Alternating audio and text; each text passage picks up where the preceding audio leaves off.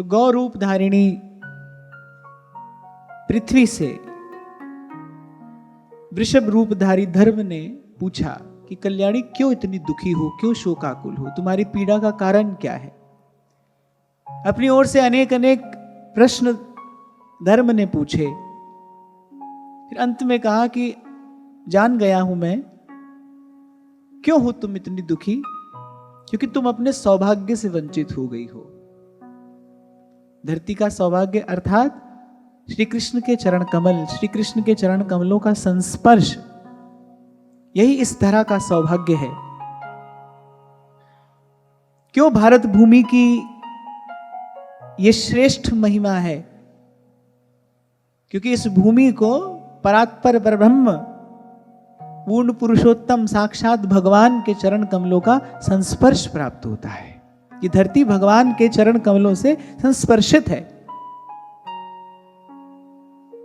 अपने हृदय पर प्रभु को धारण करने वाली ये भूमि है। इसीलिए संत महात्मा नमन करते हैं इस भूमि को, यहां की रज को वंदना करते हैं पवित्र भारत भूमि की।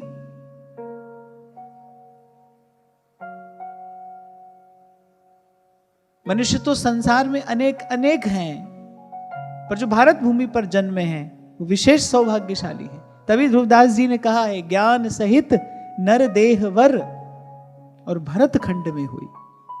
भारत में मनुष्य होकर अगर कोई जन्मा है, उसका विशेष सौभाग्य है। हाँ, और सौभाग्य क्या है भूमि का, क्योंकि इसका सीधा सीधा संबंध है प्रभु से। ऐसे तो भाई हरि व्यापक सर्वत्र समाना, भगवान की सत्ता तो जैसी भारत में है वैसी अमेरिका इंग्लैंड में भी है, वैसी ही रूस जर्मनी में भी है। भारत भूमि की विशेषता क्या है, यहां प्रेम ते प्रगट हो ही मैं जाना। जिसकी सत्ता सर्वत्र समान रूप से परिव्याप्त है, वही सर्व कारण सर्वशेषी ईश्वर यहां प्रकट होकर क्रीड़ा करता है, यहां प्रकट होकर लीला करता है, यहां प्रकट होकर अपने भक्तों को सुख देता है। विप्रधेनु सुर संत हित लीन मनुज अवतार, ये भारत भूमि की महिमा है। तो जब धर्म ने पहले अनेक अनेक बातें कही और फिर कहा कि हे माता, अब मैं जान गया हूं, तुम भगवान से वंचित हो गई हो, इसीलिए इतनी दुखी हो, इसीलिए इतनी पीड़ित हो। तो धरती ने कहा कि जो तुमने पूछा उसका उत्तर तो तुमने स्वयं ही दे दिया है। निश्चित ही मेरे दुख का, मेरी पीड़ा का यही कारण है, मैं अपने सौभाग्य से वंचित हो गई हूं। जिनके चरणों को अपने हृदय प्रदेश पर धारण करके मैं गौरवान्वित होती थी, जिनके कारण मेरी महिमा तीनों लोकों में सबसे अधिक बढ़ चढ़कर हो रही थी, उन्हीं भगवान के चरणों से मैं वंचित हो गई। और भगवत स्मरण हुआ जब माता धरित्री को, धरती माता को, तो उन्होंने भगवान के कुछ विशेष गुण कहे। अच्छा, यहां एक बात बड़ी ध्यान देने की है, धरती ये नहीं कह रही है कि ये भगवान के गुण हैं, धरती कह रही है कि ये गुण भगवान में रहते हैं, क्योंकि भगवान तो निर्गुण और न्यारे, वो तो सब गुणों से परे हैं। लेकिन जितने भी सद्गुण हैं, जितने भी विलक्षण गुण हैं, वो भगवान को अपना आश्रय बनाकर वो भगवान में रहते हैं। भगवान तो गुणातीत है। नारद जी कह रहे हैं ना, गुण रहितम कामना रहितम सूक्ष्मतरम अविच्छिन्नम अनुभव रूपम। वो तो निर्गुण है, न्यारा है, लेकिन जितने सद्गुण हैं वो भगवान में रहते हैं। वो एक क्षण के लिए भी भगवान को छोड़ते नहीं। हमारे ध्रुवदास जी भी कुछ ऐसा संकेत करते हैं, छवि ठाड़ी कर जोरे गुण कला चौर ढोरे, द्युति से वतन गोरे रति बलि जात है। जब श्यामा शाम नित्य निकुंज में दिव्य कल्प तरु की छांव में विराजमान होते हैं, तो एक और गुण और एक और कला मूर्तिवंत होकर प्रिया और लाल को चौर ढुराने की सेवा करते हैं। गुण जो है ना, वो भगवान के सेवक हैं, गुण भगवान के आश्रित हैं। इसलिए धरती ने कहा कि जिनमें ये सब गुण निवास करते हैं, हाँ, भगवान में निवास करने से ये भगवदीय गुण हो जाते हैं।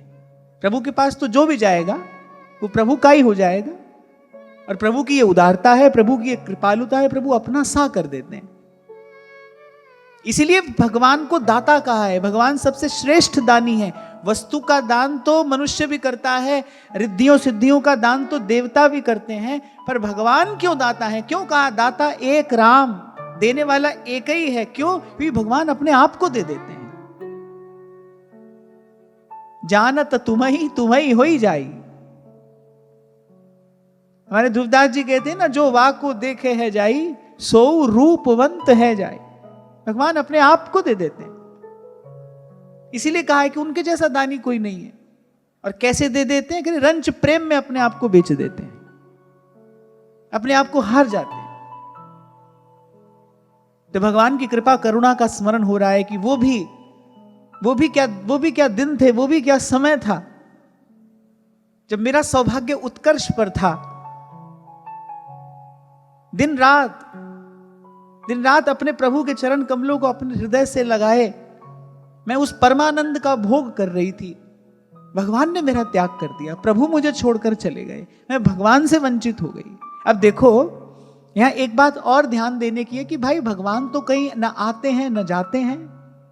भगवान तो है ही, सदा ही है। भगवान का तो कभी अभाव नहीं होता। कोई स्थान ऐसा है नहीं जहां हम ये कह सके भगवान नहीं है। यही तो भगवान की विचित्र माया है। बोले है कहूं तो है नहीं, और नहीं कहूं तो है।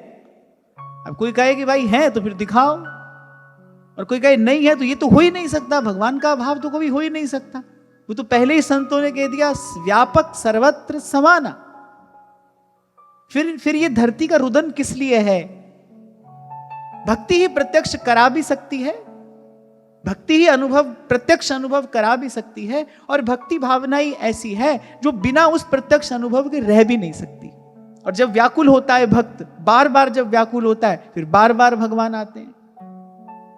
बार बार संभवामि युगे युगे कह रहे हैं ना भगवान, मैं बार बार आता हूं, बार बार आता हूं। क्यों आते हैं भाई बार बार? एक ही बार में सब काम नहीं कर सकते। क्यों? क्योंकि भक्तों की जो भक्ति है ना, वो बार बार भगवान को प्रकट होने के लिए बाध्य करती है।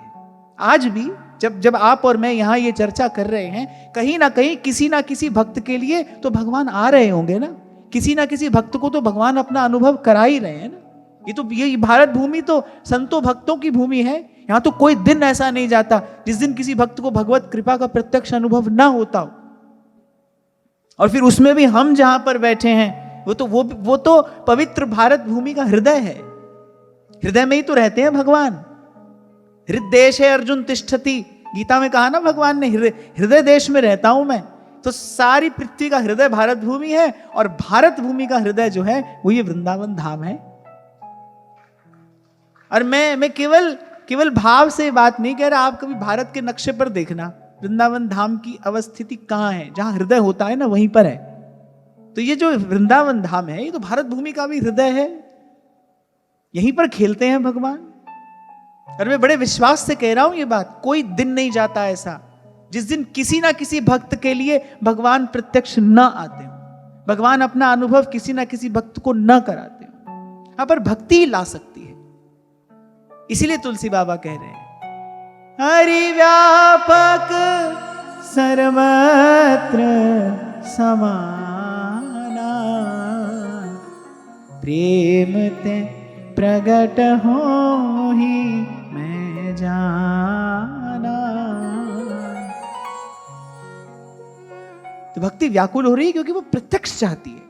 प्रत्यक्ष से बिना भक्त का काम नहीं चलता। क्योंकि भक्त क्या है? जो अपनी सारी कर्मेंद्रियों, ज्ञानेंद्रियों, मन से केवल भगवान का ही सेवन कर रहा है। देख भी रहा है, छू भी रहा है, सेवा भी कर रहा है। उसके हाथ, पैर, कान, नाक, आंख, सब कर्मेंद्रियां, सब ज्ञानेंद्रियां बस भगवान की सेवा में ही लगी हैं। वो ही भक्त है। गोपी शब्द का यही अर्थ विद्वान लोग करते हैं। गोभिरिंद्रियैहि पिबति, श्री कृष्ण रसमिति गोपी। जो प्रत्येक इंद्रिय से कृष्ण रस का पान करे वो गोपी है।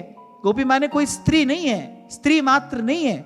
जो प्रत्येक इंद्रिय से कृष्ण रस का पान कर रही है वो गोपी। आंख से देख रही है, कान से सुन रही है, हाथ से छू रही है।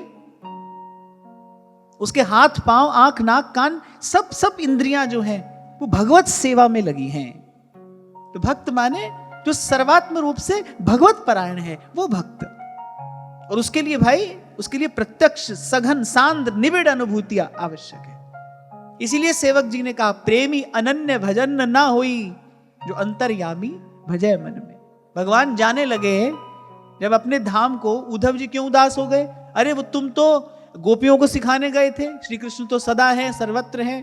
अब जब श्री कृष्ण जा रहे हैं, तुम काहे उदास हो रहे हो? पूछो भाई, भगवान का रूप ऐसा ही है, भगवान के गुण ऐसे ही हैं, भगवान का नाम ऐसा ही है, श्री कृष्ण का माधुर्य ऐसा है कि एक बार जिसने चखा उस अमृत बिंदु को, उसके बिना फिर उसका रह पाना संभव नहीं है। तभी तो नारायण स्वामी ने गाया, जाहि लागी लगन घनश्याम की, जाहि लागी लगन घनश्याम की। ऐसी थोड़ी भगवान का नाम चित्त चोर है। चित्त चोर चुरा लेते हैं चित्त को, उसके फिर उसके बाद इनके बिना रह पाना कठिन नहीं होता, असंभव होता है। तभी तो घनानंद ने कहा, कौन सी पार्टी पढ़े हो लला, मन लेहू देहू छटांक नहीं। बोले ले तो हमारा सब कुछ लिया और दिया बदले में कुछ भी नहीं। बोले कौन सी पाठशाला में ये व्यापार की रीत सीख कर आया है तू? कौन सी पार्टी पढ़े हो लला, मन लेहू देहू छटांक नहीं। हाँ, पर मैं कहूंगा कोई बड़भागी होता है, अनेक जन्मार्जितम पुण्यम कृष्ण भक्ति प्रजायते, कोई बड़भागी होता है जिसके जन्म जन्म के पुण्य पूर्ण हो जाते हैं, उसका चित्त चुराते हैं भगवान, उसका चित्त वित्त हरते हैं भगवान। पर भगवान के गुण ऐसे हैं, भगवान का रूप ऐसा है, प्रभु के नाम का माधुर्य ऐसा है, प्रभु की लीला की माधुरी ऐसी है, एक बार कोई चख ले। इसीलिए एक स्थान पर नारायण स्वामी कहते हैं कि भाई कि ये निर्गुण निराकार ज्योति सकल व्याप रही। हाँ, बोले ये सब बातें अच्छी हैं, ठीक हैं, पर कब तक इन सब का विचार कब तक करना चाहिए? कब तक इन सारी बातों पे ध्यान देना चाहिए? जो लो तो है नंद को कुमार नहीं दृष्टि पर्यो, तो लो तू भले बैठ ब्रह्म को विचार। बोले तब तक तो ये सब बात करो, अच्छी बात है, पर एक बार श्री कृष्ण मिल गए, एक बार इनका दर्शन हो गया, एक बार श्री कृष्ण का नाम मिल गया, श्री कृष्ण की कथा मिल गई, एक बार इनकी छवि छटा का दर्शन हो गया, बोले फिर कहीं और नहीं जा सकता है मन। व्यास जी एक श्लोक, एक दोहा कहते हैं, मुझे ठीक से इस समय याद नहीं आ रहा, कह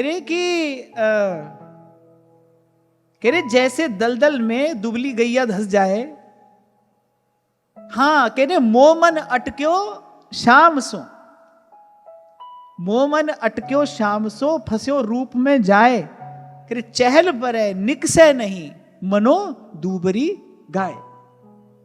फिर प्रयास तो करता है, किया, फिर निकल नहीं पाया इससे। इस दलदल में धस जाती है ना दुबली गैया, और दलदल कैसा होता है, जितना कोई उससे निकलने का प्रयास करेगा उतना उसमें धसता चला जाएगा। ऐसे अरे मोमन अटक्यो शाम से धसो रूप में जाए, श्री कृष्ण के उस रूप पंक में, उस दलदल में धस गया है मेरा मन जाकर। खैर ये तो रसिक हृदय संवेद्य बात है, नहीं तो भाई हाँ है भगवान है, आधे से ज्यादा तो इसी में ही संतुष्ट है भाई, होगा, हमको क्या लेना देना है, हमारे को तो बढ़िया खाना पीना मिल रहा है, मौज मस्ती हो रही है, बंगला गाड़ी सब कुछ है, हमको क्या लेना है, कहीं होगा भगवान। जो कुछ बेचारे ढूंढने निकलते हैं वो थोड़ी सी अनुभूति पाते हैं, बैठ जाते हैं, थोड़ा सा कहीं प्रकाश अनुभव हुआ और बैठ गए। ये तो भक्त है जिसको आंख के सामने चाहिए, जो हाथ से छुएगा, जो हाथ से सेवा करेगा, जो कान से प्रभु के बोल सुनेगा, जिसकी सब इंद्रियां लग जाएंगी, रम जाएंगी रूप में, रस में।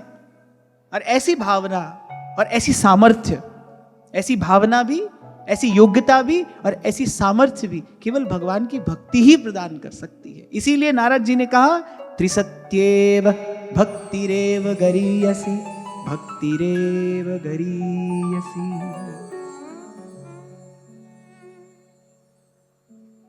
तो कुछ ऐसे विलक्षण गुण धरती ने कह सुनाए। और कल विराम के क्षणों में मैंने आपसे यही कहा था, भाई यहां इन गुणों को कहने का कोई कारण है, क्योंकि महाप्रभु जी ने कहा है ताते भैया मेरी सो कृष्ण गुण संजो।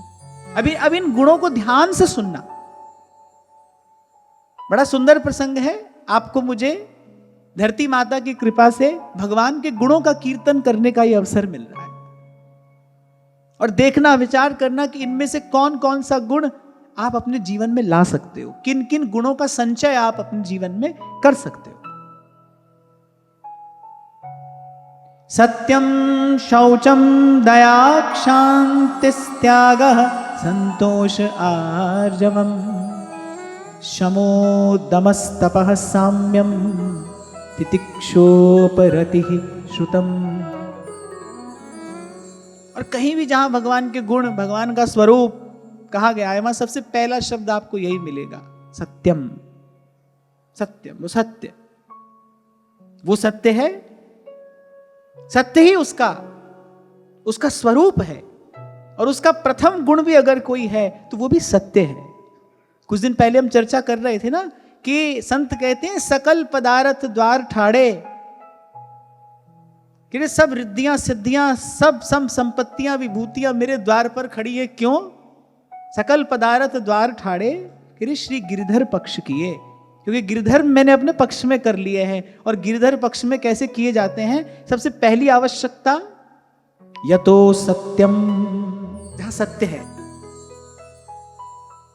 और भगवान के भी गुण जब गा रही है माता पृथ्वी, कह रही सबसे पहली बात सत्य है।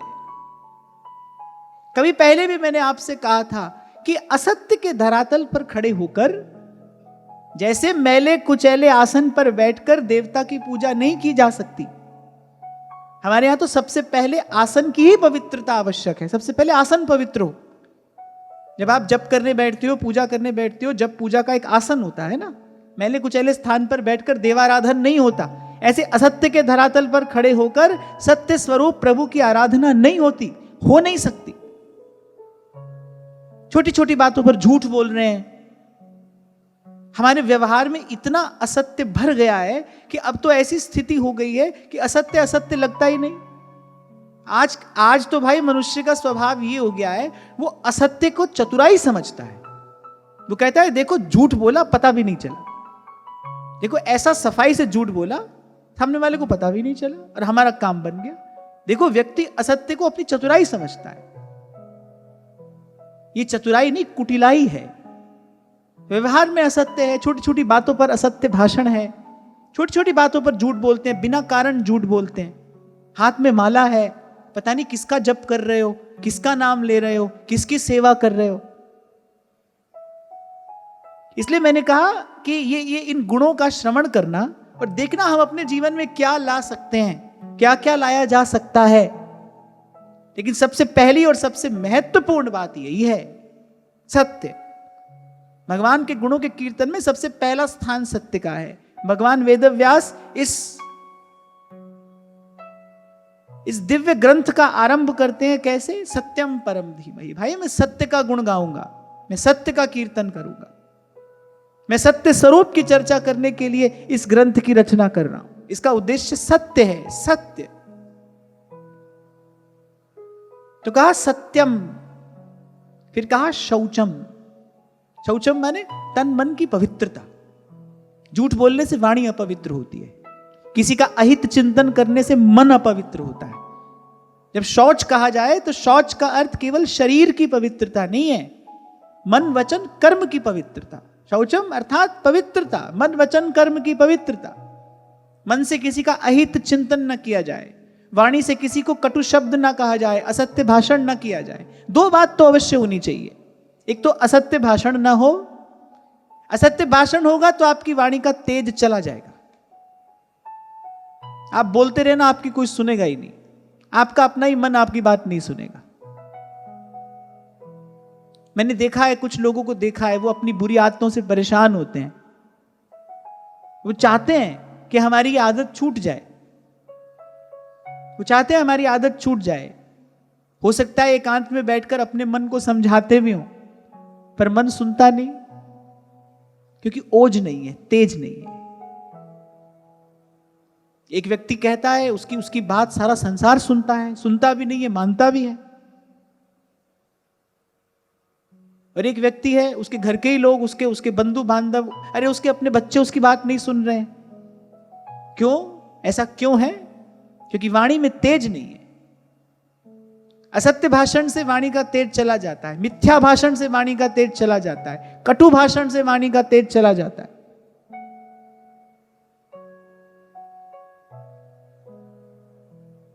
तो वाणी की पवित्रता, कर्म की पवित्रता, और कर्म की पवित्रता तो एक सेवा से ही संभव है।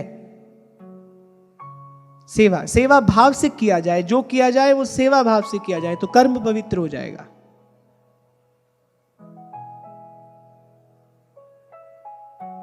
और किसी का अहित चिंतन न किया जाए, सर्व के प्रति सद्भाव रखने से मन पवित्र होता है। जो कभी आपको मैंने कहा था ना कि 2 मिनट 5 मिनट सबके हित के लिए नाम जप करना, कीर्तन करना, किस लिए? हमारे हमारे मन में पवित्रता है, इस भाव से मन पवित्र होता है। मन में पवित्रता का आधान करने वाला ये भाव है, सर्व के प्रति सद्भाव, सब सोहित निष्काम मति, मन को पवित्र करने के लिए है, ये मन के शौच के लिए है। सत्यम शौचम दया शांति। और फिर जिस दिव्य गुण की चर्चा धरती कर रही है वो है दया। अच्छा, ये शब्द तो आपने मैंने अनेक बार सुना है, कहा है, अपने व्यवहार में भी इसका हम कहीं ना कहीं प्रयोग करते ही रहते हैं। कोई मुझे बताए दया किसे कहते हैं? क्या होती है दया?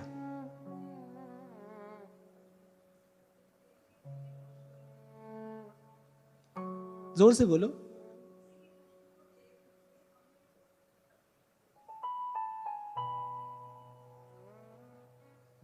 अच्छा, एक तो ये दया हो गई कि किसी को देखा, अरे बहुत बुरा हुआ और आगे बढ़ गए। कभी कभी व्यक्ति किसी को दया समझ ले, देखो कितने दयालु हैं, देखा नहीं जा रहा, कर कुछ नहीं रहे, कुछ नहीं कर रहे, पर देखो क्या हुआ, नहीं होना चाहिए था, गलत हुआ। ऐसे दया का वास्तविक अर्थ है कि निष्कारण, बिना ही कारण के, पर दुख प्रहाण इच्छा दया। आपका कोई परिचय नहीं है, आपका कोई परिचय नहीं है, कोई अपरिचित है, फिर वो दुखी है, आप उसका दुख देखकर आगे बढ़ नहीं पाए। आगे बढ़ गए तो दया नहीं है, आगे बढ़ गए तो दया नहीं है। आप आगे बढ़ ही नहीं पाए। आपने अपनी ओर से प्रयास किया कि भाई 2 घड़ी रुककर ही सही, 2 घड़ी रुककर ही सही, आपने प्रयास किया कि भाई कैसे इसका दुख दूर किया जाए, और कुछ ना कर सके तो फिर कम से कम उसके लिए प्रार्थना की जाए। कभी कभी ऐसी भी तो स्थिति आती है ना कि किसी का दुख दूर करने में हम समर्थ नहीं होते। अभी कुछ दिन पहले एक माता मिली,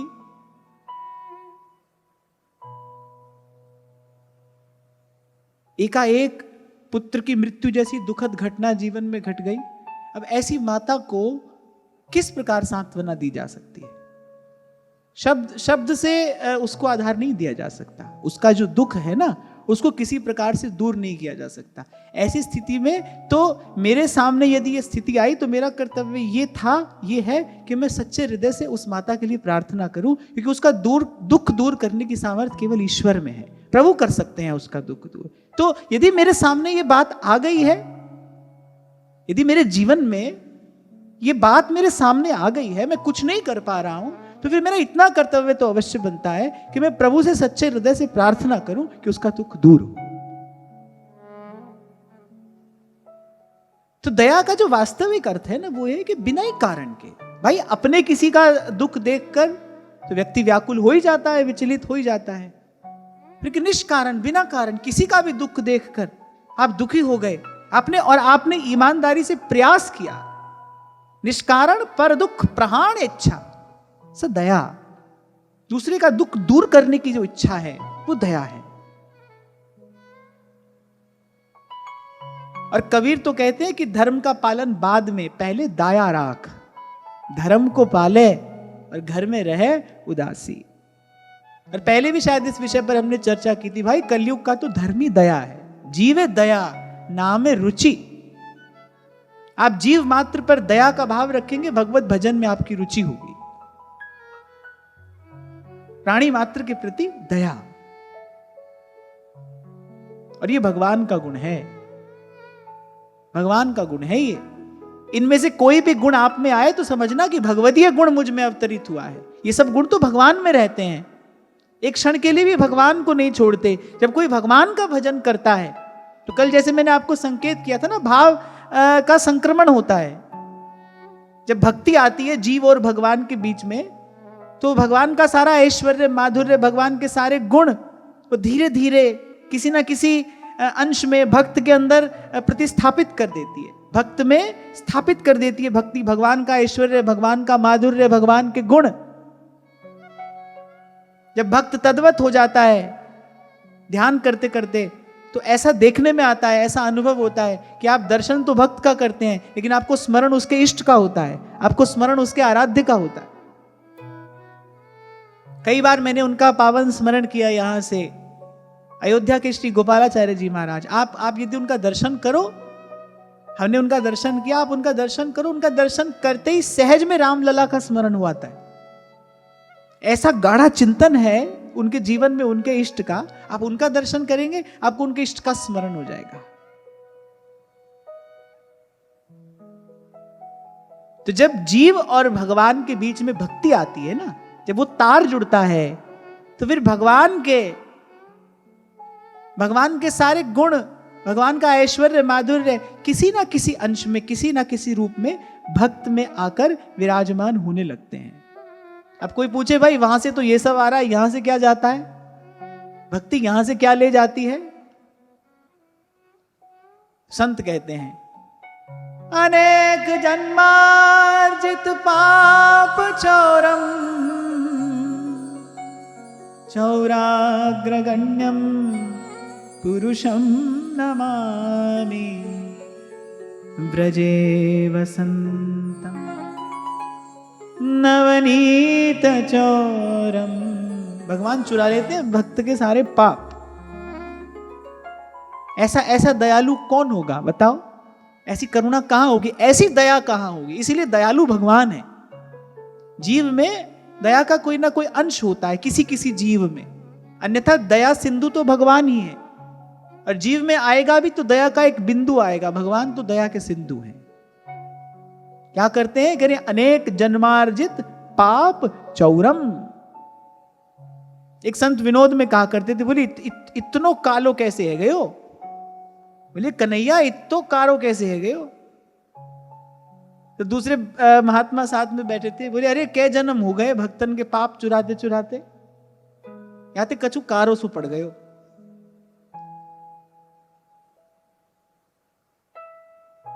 अनेक जन्मार्जित पाप चौरम। खैर ये तो संतों का विनोद है, नहीं तो भगवान के स्वरूप में वो जो श्यामलता है ना, वो तो श्रृंगार रस है। श्रृंगार रस माधुर्य सार सर्वस्व विग्रह श्री कृष्ण। सत्यम क्षौचम दया शांति। तो सबसे पहले सत्य, फिर शौच अर्थात पवित्रता, और पवित्रता तन मन और वचन की पवित्रता, मन वचन कर्म की पवित्रता, और फिर दया, बिना ही कारण किसी का दुख दूर करने की इच्छा है, ये दया है। और फिर अगला गुण है शांति। शांति माने क्रोध जय। भगवान को क्रोध नहीं आता, कभी आता दिखाई भी पड़े तो समझना नाटक कर रहे हैं। जैसे महाभारत के मैदान में भीष्म पितामह पर झपटे, जब सबको ऐसा लगा क्रोध आ गया, क्रोध आ गया, नहीं क्रोध नहीं आया था। क्रोध पर तो भगवान ने जय प्राप्त कर ली है। शांति भगवान का गुण है, क्रोध नहीं आता है उन्हें। अगर आता भी है तो उसके मूल में केवल एक ही कारण होता है, और वो होता है अपने भक्त पर किसी ना किसी प्रकार से अनुग्रह, कृपा करने के लिए क्रोध आता है। तो शांति ये गुण है। और फिर अगला गुण है त्याग। सत्यम क्षौचम दया शांति त्याग। और अभी थोड़ी देर पहले जो मैंने आपसे कहा, उनके जैसा त्यागी और कोई नहीं है, जो अपने आप का भी दान कर दे, जो अपने आप को ही दे दे। बड़े बड़े त्यागी आपने संसार में देखे होंगे, पर भगवान जैसा त्यागी कोई नहीं है। अपने ही हाथ से बना भी दी द्वारिका और अपने ही हाथ से सब समेट कर और बैठ गए अश्वत्थ वृक्ष की छाया में जाकर। मन मस्त मगन, मन मस्त मगन, मन मस्त मगन, अब क्या बोल। सब बनाकर सब समेट कर। ये तो मैं उस दिन कह रहा था कि अनेक अनेक मतों में वो कहते हैं एक तो ईश्वर है बनाने वाला, एक शैतान है मिटाने वाला। हमारे यहाँ शैतान है ही नहीं। हमारे यहाँ तो थोड़ी बहुत शैतानी हमारा कन्हैया ही कर लेता है, और किसी शैतान की यहाँ पर आवश्यकता भी नहीं है, स्थान भी नहीं है। यहाँ तो जो है यही है, एको हम द्वितीयो नास्ति। यहाँ धर्म अगर भगवान का वक्षस्थल है तो अधर्म भगवान की पीठ है। और इसी समता को प्राप्त करने के लिए यहां सब साधन है। मैं सेवक सचराचर, रूप राशि भगवंत, रूप राशि भगवंत। तो भगवान का त्याग विलक्षण है, वो अपने आप को दे देने वाले हैं। अपना समस्त ऐश्वर्य, अपना समस्त विभू छोड़ देते हैं भक्त के हृदय में रंच मात्र प्रेम देखकर। द्वारिका के दिव्य भवन में, दिव्य मंदिर में अनेक अनेक रत्नाभरणों से सुसज्जित द्वारिकाधीश विराजमान है। एक भक्त आता है, कोई एक भक्त आता है, भगवान कहते हैं भाई तुम्हारा दुख हमसे देखा नहीं जाता, बड़ी दूर से पैदल चलकर आते हो। भक्त रामदास जाते हैं प्रत्येक एकादशी को द्वारिकाधीश का दर्शन करने, उनका नियम है। प्रभु का हृदय करुणाद्र हो जाता है भक्त को देखकर। भाई तुम बार बार आते हो, हमसे देखा नहीं जाता, तुम अपने कुटिया में ही बैठकर भजन क्यों नहीं कर लेते? भक्त ने कहा भाई हमारा नियम है, जब तक जीवन धारण करेंगे तब तक तो एकादशी के दिन आपका दर्शन करने आएंगे। नंगे पांव आएंगे, पैदल आएंगे, दूर से आएंगे, पर दर्शन करने तो आएंगे। श्री कृष्ण से दुख देखा नहीं जाता। मैंने अच्छा चलो ठीक है, तुम नहीं मानते, फिर हम ही चलते हैं तुम्हारे साथ। जब मैंने पहली बार ये प्रसंग पढ़ा था ना जीवन में, तो बुद्धि ने विचार किया कि देखो हजारों भक्त रोज दर्शन करने आते होंगे, इनको किसी से कोई लेना देना नहीं था क्या? एक भक्त के लिए चल दिए। और द्वारिका के उस दिव्य महल के समान मंदिर का त्याग करके उस भक्त के पीछे चल दिए जिसकी कुटिया में बैठने के लिए आसन भी नहीं था, जिसके घर 2 समय का भोजन भी नहीं है। उस भक्त के पास तन ढकने के लिए पूरा वस्त्र भी नहीं है। अरे तुम्हारी द्वारिकाधीश की सेवा कैसे करेगा? कोई विचार नहीं किया। और हजारों भक्त आते होंगे, किसी से तुम्हारा कोई लेना देना नहीं था, चल दिए एक भक्त के पीछे। सब सुख छोड़कर प्रभु चल दिए भक्त के पीछे। भाई जहां भक्त रहेगा वहां हम भी रहेंगे, जैसे भक्त रखेगा वैसे रहेंगे। और रहस्य की बात तो यही है, भगवान भक्त को थोड़ी रखते हैं। भक्त कहता है ना प्रभु जिस हाल में आप रखोगे मैं रहूंगा, जहां ले चलोगे वहां मैं चलूंगा, जहां नाथ रख दोगे वहां मैं रहूंगा। प्रभु मुस्कुराते हैं, बोले बेटा ये दशा तो मेरी है, तू जैसे रखेगा वैसे मैं रहूंगा, तू जहां ले चलेगा वहां मैं चल दूंगा। भक्त के हाथ में आने के बाद तो ये दशा भगवान की हो जाती है। क्यों हो जाती है? क्योंकि अपनी भगवत्ता का त्याग कर देते हैं भगवान भक्ति के लिए। इसीलिए ध्रुवदास जी ने कहा रंच प्रेम में अपन को भारत नवल किशोर। और फिर कोई बहुत अधिक प्रेम के लिए नहीं करे, रंच प्रेम, बूंद मात्र प्रेम अगर किसी में देखे चल देते हैं उसके पीछे। अरे ये तो ऐसे हैं, पीछे चलने की क्या कहिए, बिना बुलाए ही आ जाते हैं, बिना बुलाए। माई मेरो श्याम लग्यो संग डोले। गोपी कहती है सखी जित जाऊं तित आड़ो ही आवे, मैं जित जाऊं तित आड़ो ही आवे, बिना बुलाए बोले। बोले बिना ही बुलाए बोलता है, बार बार आकर बात करता है, जहां जाती हूं वहीं आ जाता है, मार्ग में आकर खड़ा हो जाता है। बोले श्याम लग्यो संग डोले, बिना बुलाए आता है, बिना बुलाए बोलता है। अब कोई हमसे पूछे ऐसा हो सकता है? हाँ भाई ऐसा ही होता है। ऐसा ही होता है। तभी तो सूरदास ने गाया है, सबसे ऊंची प्रेम सगाई, सबसे ऊंची।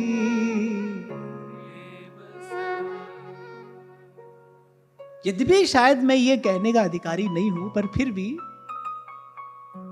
बड़ी विनम्रता पूर्वक मैं आपको कह रहा हूं, ऐसी स्थिति संभव है, ऐसा ही होता है। इसके बदले में श्री कृष्ण चाहते क्या हैं? केवल एक बार कि आप इनके अतिरिक्त किसी और को चाहें नहीं, बस। आप इस श्री कृष्ण के अतिरिक्त किसी और को चाहें नहीं, ये इतना चाहते हैं श्री कृष्ण आपसे।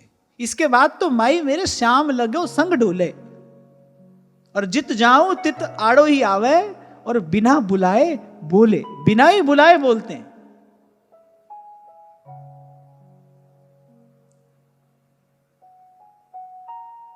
इसीलिए माता धरित्री ने इस गुण का कीर्तन किया, त्याग। इनके जैसा त्याग कहां देखने को मिलेगा? अपने आप का ही दान कर दिया, भक्त के सुख के लिए अपना सर्वस्व, अपनी प्रभुता छोड़ देते हैं प्रभु। अपना सब विभु सब ऐश्वर्य त्याग कर चल दिए द्वारिकाधीश, एक भक्त के लिए, एक भक्त के भाव के पीछे। भाई ऐसा त्यागी आपको कहीं देखने को नहीं मिलेगा। और इन गुणों का जो कीर्तन किया जा रहा है, और जहां आरंभ में मैंने कहा कि देखें हम अपने जीवन में कौन सा गुण ला सकते हैं, और हम अपने जीवन में कितने अंश में ये गुण ला सकते हैं, कितने अंश में। क्योंकि जीव तो भाई अल्प है ना, उसकी सामर्थ्य बहुत थोड़ी है। पर इन सब गुणों में से कितने गुण, कितने अंश में हम अपने जीवन में ला सकते हैं, पर ला अवश्य सकते हैं। अगर ऐसा संभव नहीं होता तो फिर आचार्य ये नहीं कहते कि ताते भैया मेरी 100 कृष्ण गुण संचु।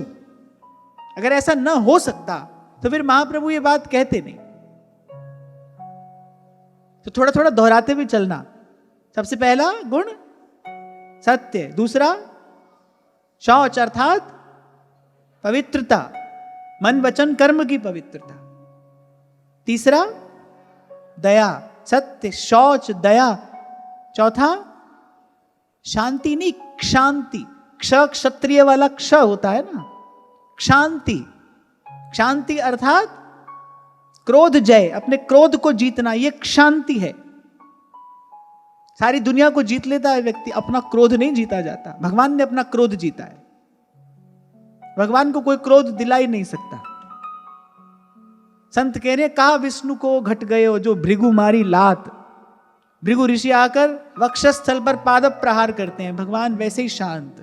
अरे उनका कीर्तन किया ही ऐसे जाता है, शांताकारं भुजगशयनं पद्मनाभं सुरेशम।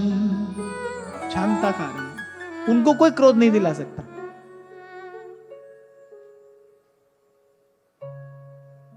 हाँ, ऐसे भक्त का मनोरथ पूरा करने के लिए, भक्त की इच्छा हो जाए एक बार आपको गुस्से में देखना है, एक बार आपको क्रोध में देखना है, तो भले क्रोध कर ले, पर ये भगवान का गुण है, शांति, क्रोध जय। जीत लिया क्रोध को। एक बात और यहां पर कह दूं, क्रोध को कौन जीत सकता है? जिसने काम को जीता होगा वही क्रोध को जीत सकता है। ये दोनों संग संग रहते हैं। जो काम को जीतेगा वही क्रोध को जीत सकता है। श्री कृष्ण का गुण है शांति, क्रोध जय। अब जब भृगु गए थे परीक्षा लेने, तो ब्रह्मा जी के पास भी गए। ब्रह्मा जी ने तो डांट दिया, तुम्हारी बुद्धि खराब हो गई है। अब शंकर जी के पास गए, शंकर जी के पास तो 2 घड़ी खड़े रहते तो कार्य ही पूरा हो जाता। महादेव ने कहा, हम यहां अपरस में भजन कर रहे हैं और यहां हमारे साथ नाटक करने आया है ही, डांट कर भगा दिया। तभी तो भृगु ऋषि ने कहा कि आप बड़े हैं। कौन बड़ा है? जिसने काम को जीता है, जिसने क्रोध जीत लिया है, वो बड़ा है। आप बड़े हैं। नारायण से जाकर कहा कि सदा सर्वकाल आपका यश हो, आप बड़े हैं। काम को जीतने वाले केवल श्री कृष्ण हैं। अच्युतम केशवम राम नारायणम कृष्ण दामोदरम। कृष्ण है अच्युत। इसलिए मैंने कहा क्रोध को कौन जीतेगा, जिसने पहले काम जीत लिया। कामी तो क्रोधी होगा ही होगा, अवश्य होगा। उसकी कामना की पूर्ति नहीं होगी तो क्रोध आएगा। गीता में भगवान ने कहा ना, क्रोध कहां से आता है? कामना की पूर्ति ना होने से क्रोध आता है। जैसा आपने चाहा था वैसा नहीं हुआ, क्रोध आ गया। जैसा आप चाहते थे वैसा नहीं हुआ, क्रोध आ गया। किसी से आपकी कामना पूर्ति नहीं हुई, कल तक बड़ा प्रिय लग रहा था, आज आपको लगा भाई हमारे सुख का साधन तो बना नहीं, आज वही आपके रोष का, वही आपके क्रोध का पात्र बन गया। तो जब कहा ना कि भगवान का ये गुण है शांति, क्रोध जय, समझ लेना चाहिए कि अर्थात काम जयी भी भगवान है, तभी क्रोध जयी है। फिर त्याग, सत्य, शौच, दया, शांति और त्याग। सत्यम शौचम दया क्षांतिस्त्यागः संतोष आर्जवम्। फिर संतोष। संतोष का अर्थ क्या है? किसे कहते हैं संतोष?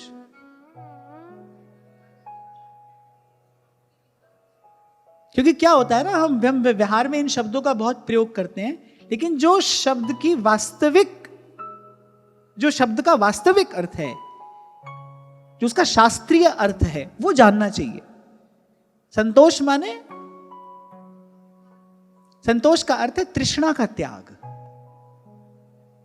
तृष्णा के त्याग को संतोष कहते हैं।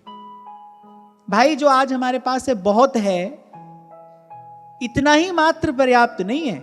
ये तो कह रहे हैं आज हमारे पास में है, चलो ठीक है बहुत है, लेकिन मन में कहीं ये इच्छा है कि कभी और मिलेगा। यदि ऐसा है कि भाई चलो आज जो है वो ठीक है, लेकिन मन ये इच्छा कर रहा है कभी कुछ और मिलेगा, तो माने संतोष नहीं है। संतोष माने जब तृष्णा का त्याग हो जाए, कम हो अधिक हो, पर कुछ और पाने की इच्छा नहीं है। चाह गई चिंता मिटी मनुआ बेपरवाह। इसीलिए कबीर कहते हैं, जब आवे संतोष धन सब धन धूर समान। जब आवे संतोष धन, जब तृष्णा न रहे। और हमारे व्यास जी तो कहते हैं भाई ये जो तृष्णा है ना, इससे पीछा कैसे छूटता है? कह रहे कृष्ण शरण गए तृष्णा जई है। व्यास जी कहते हैं अपनी वाणी में, कह रहे भाई हमने बहुत साधन करके देखे पर मन की तृष्णा नहीं मिटी। तृष्णा को नहीं अंत। नागरीदास जी कह रहे हैं ना, घटत बुद्धि बल देह छिनहि छिन तृष्णा को नहीं अंत।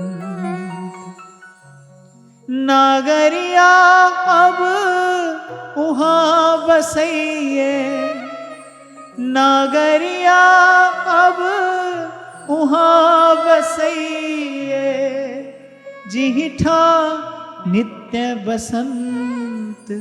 अब तो कृपा करो सब संत, अब तो कृपा करो सब संत।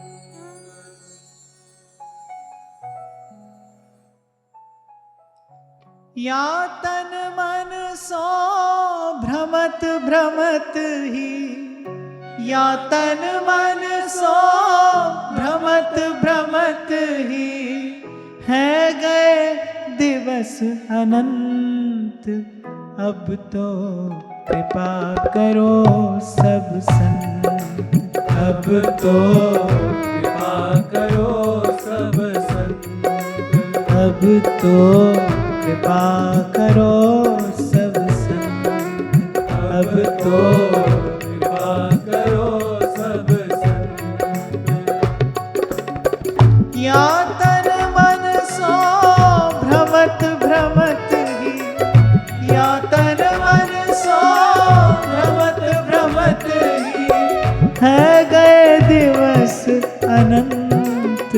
अब तो कृपा करो सब संत, अब तो कृपा करो सब संत, अब तो कृपा करो सब संत, अब तो कृपा करो सब संत।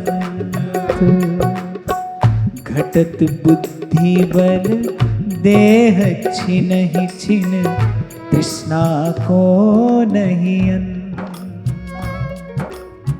घटत बुद्धि बल देह छिनहि छिन तृष्णा को नहीं अन्न। नागरिया अब वहाँ बसइए, नागरिया अब वहाँ बसइए, नागरिया अब वहाँ बसइए। नागरिया अब वहाँ बसइए। जीठा नित्य बसंत अब तो कृपा करो सब संत, अब तो कृपा करो सब संत, अब तो कृपा करो सब संत, अब तो कृपा करो सब संत, अब तो कृपा करो सब संत, अब तो कृपा करो सब संत। घटत बुद्धि बल देह, बुद्धि और देह का बल दिन दिन घट रहा है। छिन ही छिन पर तृष्णा को नहीं अंत। इसलिए व्यास जी ने कहा कि भाई हमने सब साधन करके देखे पर कृष्ण शरण गए तृष्णा जई है। और क्यों कृष्ण शरण गए तृष्णा जई है? क्योंकि श्री कृष्ण परम संतोषी हैं। भगवान में रहता है ये गुण, तृष्णा त्याग संतोष। आप 56 भोग लगाओ तो भी मुस्कुरा रहे हैं, आप तुलसी दल निवेदन कर दो तो भी मुस्कुरा रहे हैं। कुछ और प्राप्त करने की चाह नहीं है। और मुझसे कोई पूछे तो मुझे लगता है भाई संतोष आता है जीवन में जब जब प्रेम का स्पर्श होता है। यं लब्धवा पुमांग अमृतो भवति सिद्धो भवति तृप्तो भवति, जब प्रेम का स्पर्श होता है। पर मैं उस दिन कह रहा था ना भाई, प्रेम प्रेम तो सभी कर रहे हैं, हम तुम सब प्रेम प्रेम प्रेम ही कर रहे हैं। मैं बैठा बैठा सोचता हूं भाई देखो सभी प्रेम कर रहे हैं, फिर वो प्रेम जन्य जो सुख आनंद है वो दिखाई क्यों नहीं पड़ता? क्यों जीवन इतना कलह क्लेश से भरा हुआ है? प्रेम तो सभी कर रहे हैं। क्या है ना भाई, वैसे तो अनिर्वचनीयम प्रेम स्वरूपम, ऐसे तो प्रेम की बात कहने की है ही नहीं, कहना ही नहीं चाहिए। ध्रुवदास जी ने कहा स्नेह में गोष्ठी कहा, प्रेम की बात क्यों कही जाए, कहनी ही नहीं चाहिए। पर कभी प्रसंग उपस्थित हो तो भाई आज ऐसा समय आ गया है, बहुत सावधान होकर ये शब्द कहना पड़ता है। सुनने वाला भाई कहीं अर्थ का अनर्थ कर ले और अपने विचार से कहीं और ही चल पड़े। तो जब जब प्रेम कहूं तो समझ लेना, जब मैं कह रहा हूं जब प्रेम स्पर्श करता है तब संतोष आता है। संसार में जिसको आप प्रेम कहते हो ना, उसके जीवन में आते ही तो इच्छाएं वासनाएं ऐसे बढ़ती हैं जैसे जैसे अग्नि में किसी ने घृत डाला हो। संसार में जब जब आपका वो तथाकथित प्रेम का भाव जिसको आप प्रेम कहते हो, जब वो जीवन में आता है, कितनी कितनी वासनाएं बढ़ती हैं, कितनी कामनाएं बढ़ती हैं, भोगों में लिप्त हो जाता है जीवन। इसीलिए इस एक शब्द को समझने में भारी भूल होती है। संतों ने स्पष्ट किया है, प्रीति तो नंद नंदन सो कीजय, नंद नंदन सो कीजय। मुझे लगता है कि संतोष आता है जीवन में जब प्रभु के चरणों में अनुराग होता है, जब प्रभु के चरणों में प्रीति होती है, तब जो है वो पर्याप्त भी लगता है और कुछ और प्राप्त करने की इच्छा भी नहीं होती। अरे जो भक्त भगवान से भी नहीं लेता, आप सोचो कैसा संतोषी होगा। प्रभु देना चाहते हैं पर वो नहीं लेता है। बस राजी रहो और हंसो ही मुख छवि, ये जो 4 शब्द है ना, नहीं तुम सो कछु चाहिए। संसार से तो छोड़े ही दो, संसार की आशा तो बहुत पहले समाप्त हो गई। वो तो प्रभु से कह रहा है नहीं तुम सो कछु चाहिए, आपसे भी कुछ नहीं चाहिए। अच्छा देखो, भगवान दिए बिना रहते नहीं, और भक्त किसी भी स्थिति में लेता नहीं, वो लेता नहीं। दिए बिना भगवान रहते नहीं, भक्त लेता नहीं। फिर अंत में भगवान कहते ठीक है भाई, तुम हमसे कुछ नहीं लेते तो हमको ही ले लो। जो कुछ नहीं लेता है तो उसके पास इनको स्वयं चलकर आना पड़ता है। कह रहे भाई हमसे नहीं लेते ना, तो फिर हमको ही ले लो। फिर हम अपने अपने आप को ही देते हैं। संतोष का फल क्या है? संतोष का फल है प्रभु। संतोष का फल है सीधे सीधे प्रभु की प्राप्ति। संतोषी हृदय प्रभु को प्राप्त कर लेता है। जिसको कुछ नहीं चाहिए उसके पास जगदीश स्वयं चलकर आते हैं, उसके पास जगन्नाथ स्वयं चलकर आएंगे। क्योंकि दिए बिना तो भगवान को धीरज नहीं है, अधीर हो जाते हैं भगवान दिए बिना। तभी तो कहते हैं भगवान को दाता, क्योंकि देना उनका स्वभाव है। और सब अपने स्वभाव के अधीन है। आप में अपने स्वभाव के अधीन है, भगवान अपने स्वभाव के अधीन है। देना भगवान का स्वभाव है।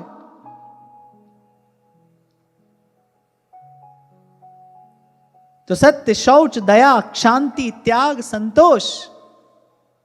और फिर अगला गुण जो भगवान में रहता है, आर्जवम। आर्जवम माने सरलता। मनस्येकम वचस्येकम कर्मण्येकम। आर्जवम, मन वचन कर्म से एक। कई बार पहले भी हमने इस बात पर चर्चा की ना, साधु का गुण क्या है, कैसे पहचाना जाए साधु को? जो मन वचन कर्म से एक हो।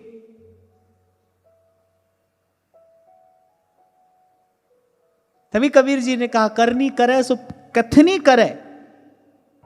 हाँ, बोले कथनी करे, जो हम कहें वो करे। बोले कथनी करे सो पूत हमारो, और कहनी कहे सो नाती।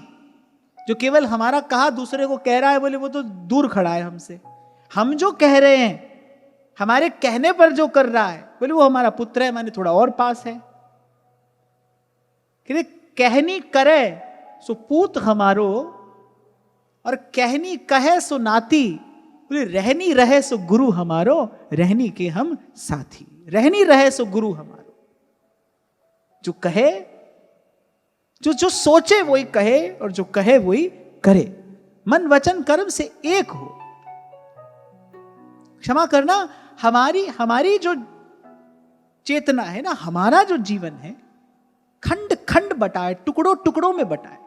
कितनी दिशाओं में हमारी चिंतन की धारा बहती है, कितनी दिशाओं में हमारी जीवन धारा बहती है। किसी के साथ कैसे, किसी के साथ कैसे। अच्छा व्यक्ति कहता है भाई अब क्या करें, व्यवहार तो ऐसे ही करना पड़ता है। इसीलिए कभी आपसे मैंने कहा था, पहले लक्ष्य पवित्र बनाइए कि भाई हमको स्वार्थ सिद्ध करना है कि परमार्थ सिद्ध करना है। दोनों का रास्ता अलग अलग है। पहले अपना लक्ष्य पवित्र करिए कि भाई मैं साधक हूं, मुझे अपना परमार्थ सिद्ध करना है। जो हानि लाभ होगा वो होता रहेगा, प्रभु देखेंगे, प्रभु संभालेंगे। पर मेरा लक्ष्य तो मेरा परमार्थ है। मेरा लक्ष्य तो जीवन सिद्धि है, आत्म कल्याण है। और कभी आपसे निवेदन किया था मैंने, आत्म कल्याण से बड़ी इस सारे अस्तित्व की और कोई सेवा नहीं हो सकती। आपने अपना कल्याण किया, आपने सारे अस्तित्व की सेवा कर दी, सबकी सेवा हो गई। एक आपने अपना कल्याण कर लिया, आपने एक बुझा हुआ दीप जला दिया ना, ये सारे अस्तित्व की सेवा हो गई। अब जाने कितने बुझे दीप उससे जल जाएंगे। आप नहीं जलाओगे पर वो जल जाएंगे।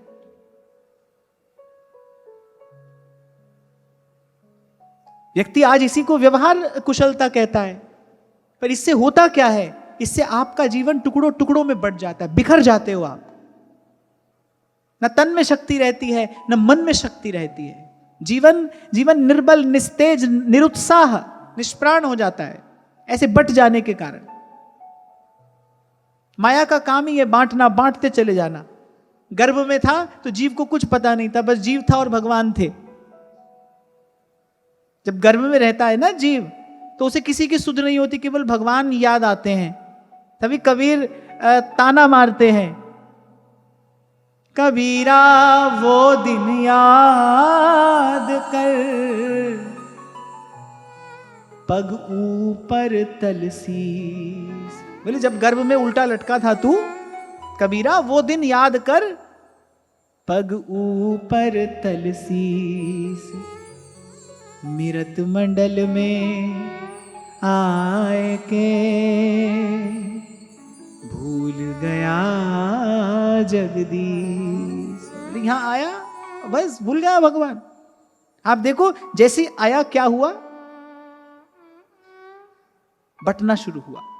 पहले कोई नहीं था, सिर्फ भगवान थे। फिर आते ही माता पिता, फिर आगे भाई बहन बंधु मित्र, फिर आगे पति पत्नी संसार, ऐसे बढ़ता ही तो चला गया जीवन। माया का काम है बांटते चले जाना, टुकड़े टुकड़े कर देना। ज्ञान क्या करता है? ज्ञान सब ओर से समेट कर एक जगह ले आएगा, एक स्थान पर। हम तुम्हारे थे प्रभु जी, हम तुम्हारे हैं, हम तुम्हारे ही रहेंगे ओ मेरे प्रियतम। यही तो ज्ञान है, जीव को इस बात का बोध हो जाए मैं प्रभु का हूं, प्रभु मेरे हैं। माया का कार्य है भटका देना, बिखेर देना, बांटते चले जाना, जीवन को बांटते चले जाना टुकड़ों टुकड़ों में, खंड खंड।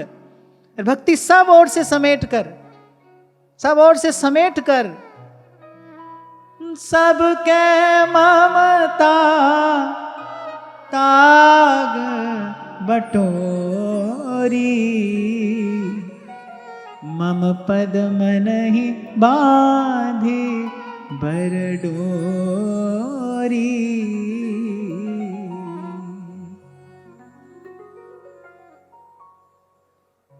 तो देखना, भगवान ने कहा कि दो ही बात अच्छी नहीं लगती भाई हमको, मोहे कपट छल छिद्र न भावा। और व्यवहार में रहने वाला आदमी भाई छल कपट से नहीं बच सकता, वो छल कपट उसको करना ही पड़ता है। और जहां लो गौ गोचर मन जाई, वहां तक व्यवहार ही है। ध्यान देना, जहां तक आपकी दृष्टि जा रही है, आपकी बुद्धि जा रही है, ये सब व्यवहार ही तो हो रहा है, व्यवहार हो रहा है।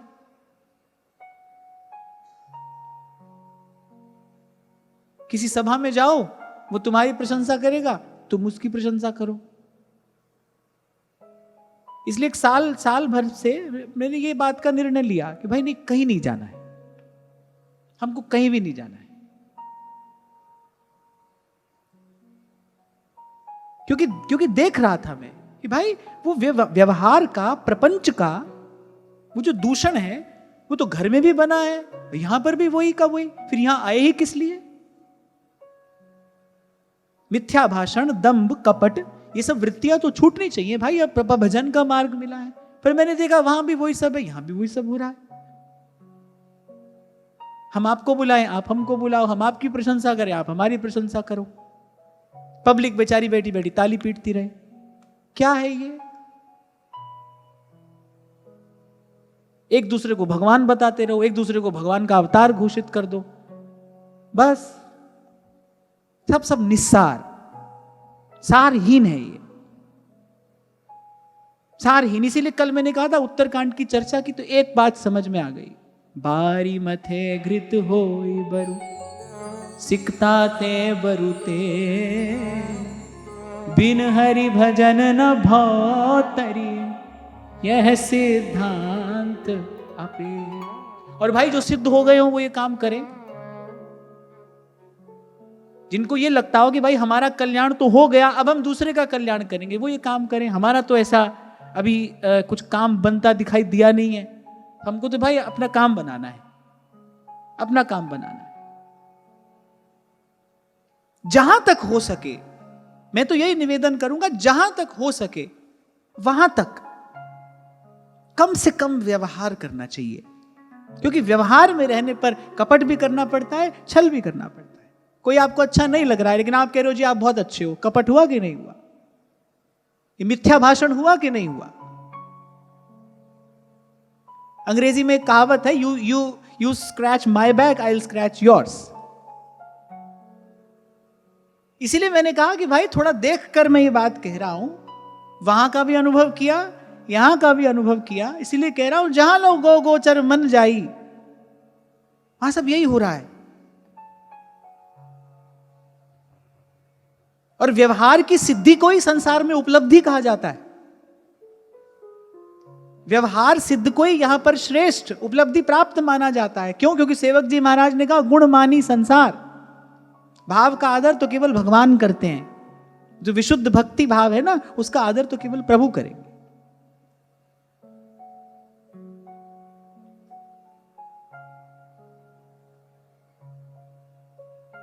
इसीलिए व्यास जी ने कहा भाई प्रेम का ग्राहक तो केवल नंद का कुमार है, खोटे दास अनन्य को गाहक नंद कुमार। इसीलिए कहा प्रीति तो नंद नंदन से कीजिए, उसका मूल तो ये जानता है और कोई नहीं। खैर हम तो इस दिव्य गुण की चर्चा कर रहे थे। आर्जवम ने सरलता। सरलता कब आएगी? जब सत्य के प्रति आपकी आस्था दृढ़ होगी, जब आपका लक्ष्य सुनिश्चित हो जाएगा कि भाई नहीं, यहां हानि लाभ कुछ भी होता रहे, लेकिन हमको परमार्थ सिद्ध करना है, अपना स्वार्थ सिद्ध नहीं करना है। जैसे कभी आपको मैंने कहा था, बाहर 10 बार बात बिगड़ती हुई बिगड़ जाए, देखना मन की बात ना बिगड़ जाए। मन मैला नहीं होना चाहिए। हाँ, पर यह बात मैं क्या साधक के लिए रहा हूं, जो साधक है, जो साधक है उसके लिए यह बात आवश्यक है। और फिर यह भगवदीय गुण है, आर्जवम, मन वचन कर्म से एक।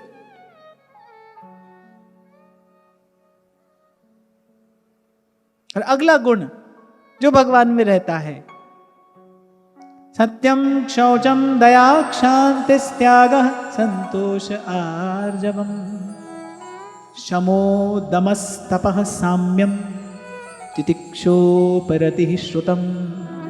शम, जानते हो शम क्या होता है? शम दम तो सुना होगा, पर शम दम कहते किसे हैं? शम अर्थात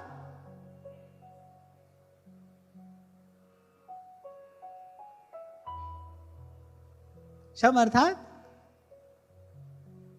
मनस्थैर्यम, मन की स्थिरता को शम कहते हैं। जब आपका मन स्थिर हो जाए, चलायमान ना हो, सुख पाए फूले नहीं और दुख पाए बिललाए, इस गुण को शम कहते हैं। दम अर्थात जो बाह्येंद्रियों का निग्रह है, बाह्येंद्रिय निग्रहत्वम दम। पहले दम साधा जाता है, फिर शम सदता है। शम दम।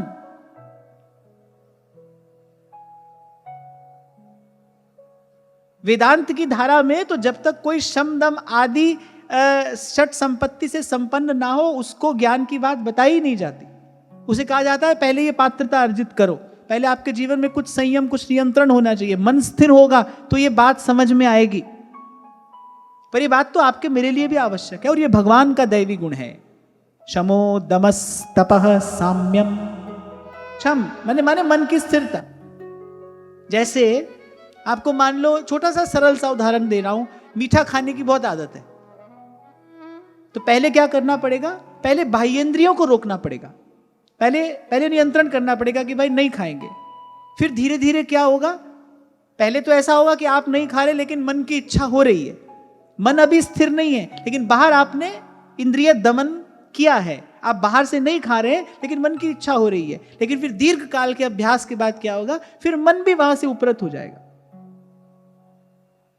ये जो निराशा शब्द है ना, भक्तों ने इसका बड़ा सदुपयोग किया है। वो तो कह रहे हैं आशा ही परमम दुखम नैराश्यम परमम सुखम। बोले मन को निराश कर दो। मन को जब तक आशा है यहां से, तब तक मन उछल कूद करेगा। जिस दिन जिस व्यक्ति से आशा समाप्त हो जाती है, उस दिन मन उसको छोड़ देता है। आप उसको कहते हो भाई अब तो मन मार लिया हमने। नहीं, मन नहीं मारा है आपने, मन कहीं नहीं मरा है, मन तो मन की जगह पर है, मन तो मन की जगह पर है। आप कह रहे हो मन मार लिया हमने, मन मार लिया, तो फिर संकल्प विकल्प कहां से आए? मन नहीं मरा है, मन ने उसकी आशा छोड़ दी, मन ने कहा भाई हमारे काम का नहीं, अब कोई और ढूंढो। और आप देखो जीवन भर मन यही तो करता है, जब जब निराश हो जाता है ना मन, फिर छोड़ देता है, फिर वहां से चल देता है, किसी और को खोजता है, फिर जहां से आशा पूर्ति की संभावना हो, जहां से आशा हो।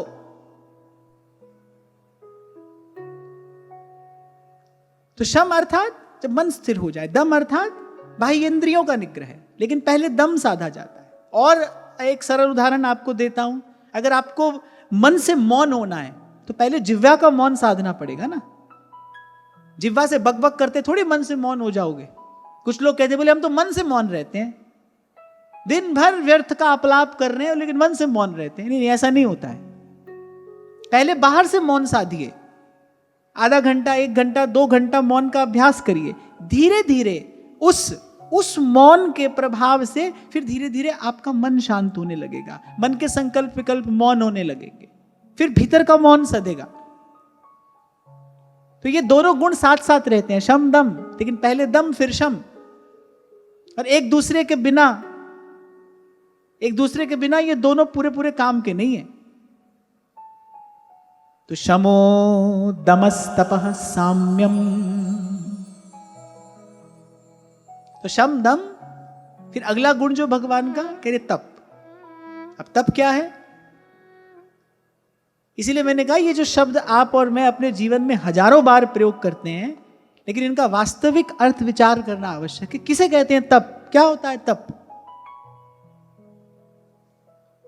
आसन लगा के बैठना तप है, प्राणायाम करना और ऐसे ऐसे अनेक साधन करना तप है, एक टांग पर खड़े होना तप है, पानी में खड़े होना, ये सब करना तप किसको कहते हैं? क्या होता है तप?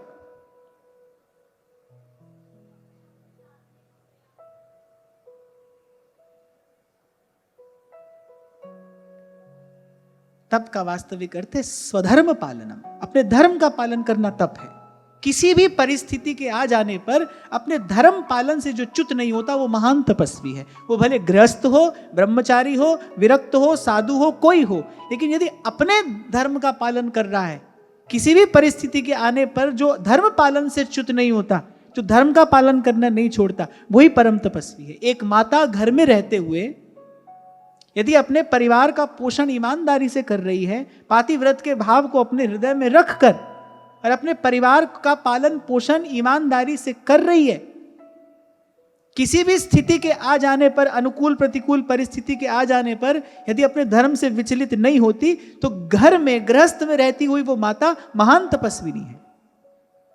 तप के लिए वन की आवश्यकता नहीं है, तप के लिए आसन जप की आवश्यकता नहीं है, तप के लिए आवश्यकता है स्वधर्म पालन की, अपना धर्म पालन करना, किसी भी स्थिति में अपने धर्म पालन को न छोड़ना, ये तप है। इसीलिए कभी मैंने आपसे कहा था भाई, जिस पवित्र भूमि पर हम जन्मे हैं, यहां पर जन्मा एक एक व्यक्ति तपस्वी हो सकता है, एक एक व्यक्ति साधु हो सकता है। और यहां तो व्यवस्था ऐसी ही थी कि ब्रह्मचर्य आश्रम में प्रवेश कराकर अंत में सन्यासी बनाकर ही किसी को यहां से विदा किया जाता था। कोई सन्यासी होकर ही जाता था। यो न द्वेष्टि न कांक्षति।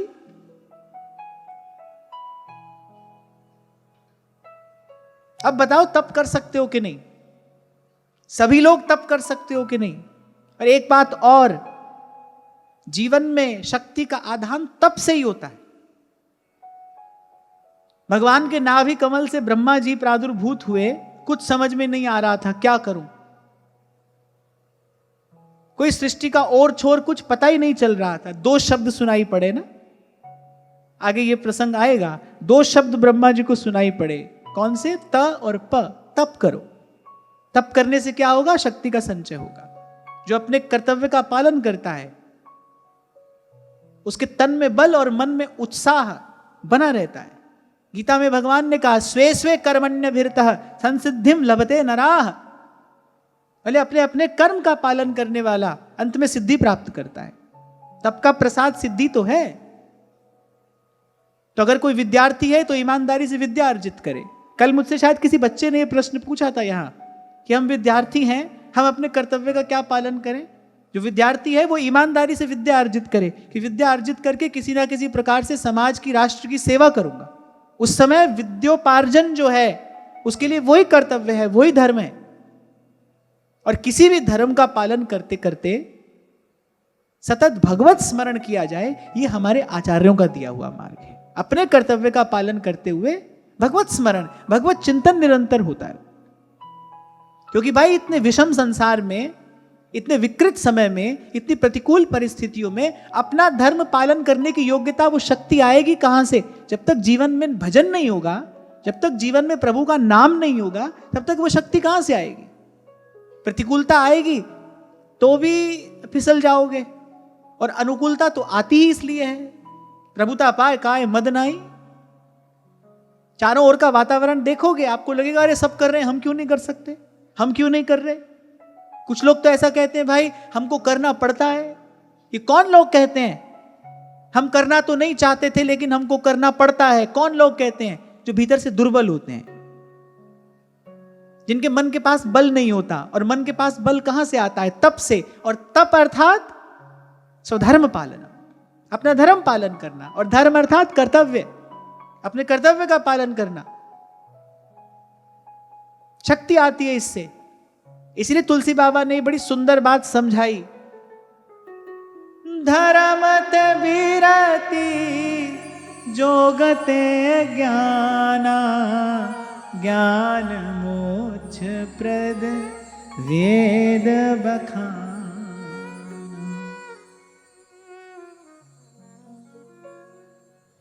और कर्तव्य पालन की जो सीमा है, क्योंकि यहां यह भी बताना आवश्यक है ना। आप कोई कहे कि भाई उन्होंने ही कहा था घर वालों की सेवा करो, यही धर्म है, पर कर्तव्य पालन की भी फिर एक सीमा है। इसका विवेक सत्संग से प्राप्त होता है, इसका विवेक सत्संग से मिलेगा। तो तप अर्थात स्वधर्म पालनम। फिर उसके बाद भगवान का एक विलक्षण गुण है, साम्यम। अच्छा, ये गुण भगवान में ही है और भगवान की कृपा से ही किसी में आता है, और जिसमें आता है उसी को हम समत कहते हैं। समत, जो समता को उपलब्ध हो गया है। साम्यम, शत्रु मित्र जिसके लिए एक समान है। दुर्योधन भी आ गया, अर्जुन भी आ गया, भगवान ने कहा भाई दोनों मांग लो, हम दोनों को ही देंगे। हमारा किसी से कोई बैर, किसी से कोई विरोध नहीं है, हम दोनों को ही देंगे। हाँ, लेकिन ये गुण है भगवान का, ये यथा माम प्रपद्यन्ते तांस तथैव भजाम्य हम। भगवान ने कहा भाई कोई शत्रु बन के आएगा, कृपा तो उस पर भी करेंगे, उस पर लात मारकर उस पर कृपा करेंगे। अब मारा कंस को, तो कंस की हुई तो सदगति ना। शिशुपाल का शिरोच्छेद किया भगवान ने भरी सभा में, पर शिशुपाल को परम गति ही तो प्राप्त हुई। तो भगवान ने कहा भाई जो जैसे आएगा उसको वैसे हम उत्तर दे देंगे, पर करेंगे कृपा ही, क्योंकि हमारे लिए सब बराबर है। अर्जुन आया, दुर्योधन आया, भगवान ने कहा दोनों मांग लो, मैं दोनों को दूंगा, और दिया। यही बात तो एकादश स्कंद में भगवान ने उद्धव जी से कही थी, और उद्धव जी ने कहा भाई मनुष्य के लिए तो यह संभव नहीं है, मनुष्य के लिए तो यह संभव नहीं है कोई शत्रु मित्र समान हो जाए। अरे बड़े बड़े ऋषि मुनियों को क्रोध आ जाता है, विपरीत परिस्थिति होने पर, प्रतिकूल परिस्थिति होने पर बड़े बड़े तपस्वी, तेजस्वी, मनीषी क्रोध कर बैठते हैं। इसलिए मैंने कहा भाई ये गुण तो भगवान का है। ए गुण साधन ते नहीं होई, तुम्हारी कृपा पावन कोई खोई। इसीलिए नवदा भक्ति के प्रसंग में भगवान ने कोई और शब्द ना प्रयोग करके संत शब्द का प्रयोग किया। सातव सम मोही मैं जग देखा, मोते अधिक संत करि देखा। संत भक्त भी कह सकते थे, पर भगवान ने संत शब्द का प्रयोग किया। संत माने जो समता को उपलब्ध हो गया है, सम हो गया। जो ये ज्ञानी भक्त का लक्षण है। भगवान को तत्व से जिसने जान लिया होगा वही सम होगा। उससे पहले दृष्टि का भेद समाप्त नहीं होता जब तक अभेद का अनुभव ना हो जाए। जब तक अभेद का अनुभव नहीं होगा तब तक दृष्टि भेद नहीं जाएगा। शत्रु मित्र उदासीन बुद्धि भाव साम्यम, शत्रु मित्र दोनों से उदासीन है। और जो ब्रह्मभूत है, इसलिए मैंने कहा जो जिसने अभेद का अनुभव कर लिया है वही भेद बुद्धि से मुक्त हो पाएगा। और जब तक भेद बुद्धि है, जब तक भेद बुद्धि है तब तक पूर्ण शांति का अनुभव नहीं हो सकता। तब तक कोई ना कोई क्षोभ, कोई ना कोई विकार आपके भीतर हलचल पैदा करता रहेगा। इसलिए बड़ी ऊंची बात है संत हो जाना, सबसे ऊंची बात है। भगवान ही कह रहे हैं मोते अधिक संत करी लेखा। किसी को भी संत नहीं कह दिया जाता है।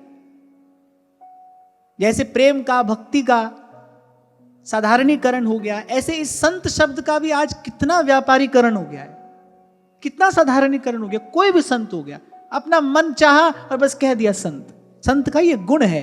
अरे भगवत रसिक देव तो कह रहे इतने गुण जामे सो संत। इतने गुण कितने? श्री भागवत मध्य जस गावे, श्रीमुख कमला कंत। हरि को भजन साधु की सेवा, सर्वभूत पे दाया। हिंसा दंभ लोभ छल त्यागे, विष सम देखे माया। सहनशील आशय उदार, अति धीरज सहित विवेकी। इंद्रिय जित अभिमान न जाके, गए अनन्य व्रत एक ही।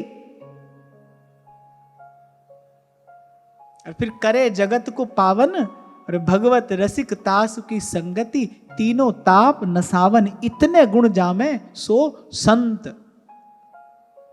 ऐसे नहीं कहा भगवान ने समहात्मा सुदुर्लभा। जब भगवान ने कहा ना समहात्मा सुदुर्लभा, कैसा महात्मा दुर्लभ है, उससे पहले क्या क्या कहा भगवान ने? वासुदेव सर्वमिति समहात्मा सुदुर्लभा। भाई जो हमारे अतिरिक्त कुछ देखता ही नहीं है, उसको हमारे अतिरिक्त कुछ नहीं दिखता। वो ये जान गया है कि जो सब कुछ है ये भगवत स्वरूप ही है। कबीर संत हैं, इसीलिए उन्हें संत कबीर कहा जाता है। वो संत हैं, उनकी वाणी प्रमाण देती है उनके अनुभव का। साईं के सब जीव हैं कीड़ी कुंजर दोए, कापे तू दया करे कासो निर्दय होए। किस पे दया करे, किससे निर्दय हो? साईं के सब जीव हैं कीड़ी कुंजर दोए।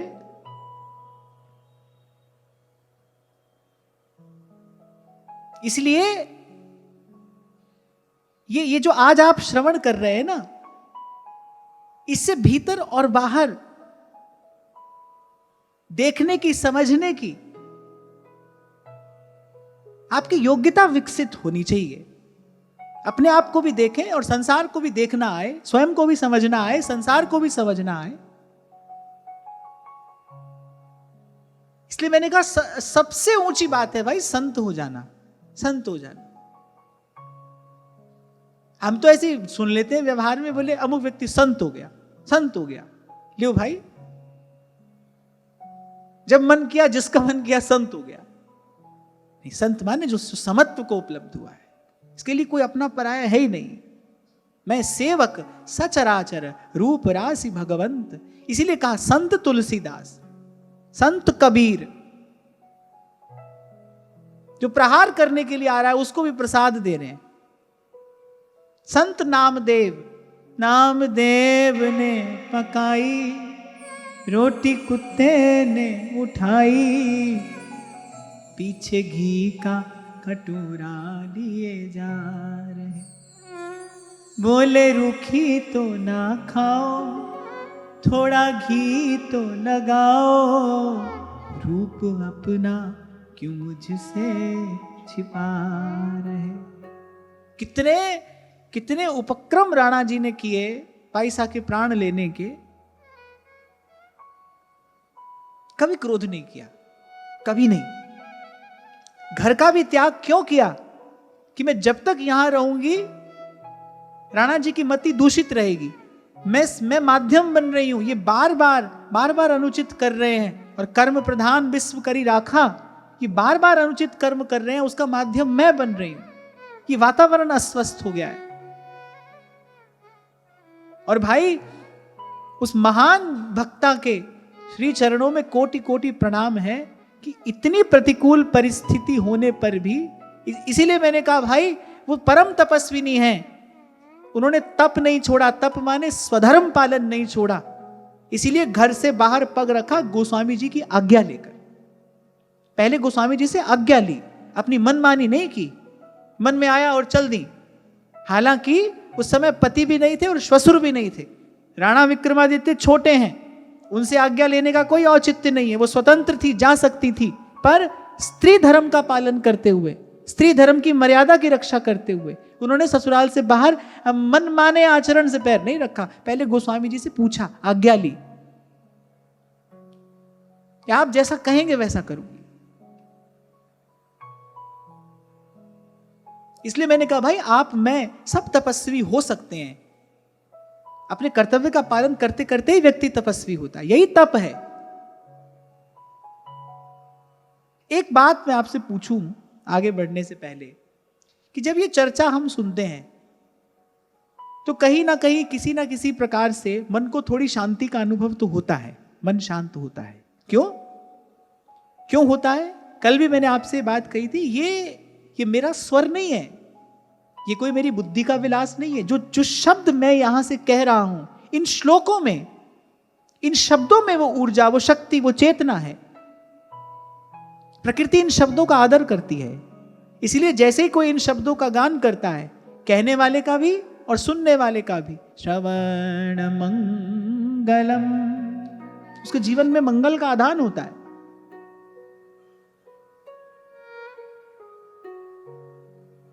और जिन शब्दों में ऐसी पवित्रता है, जिन शब्दों के श्रवण मात्र से हमारा मन शांत होने लगता है, आप सोचो यदि तदनुकूल आचरण हम करने लगे, यदि थोड़ा सा भी ऐसा आचरण हमारे जीवन में हो जाए, तो आप देखो फिर कहां वो सुख दूर है, कहां मन की शांति दूर है।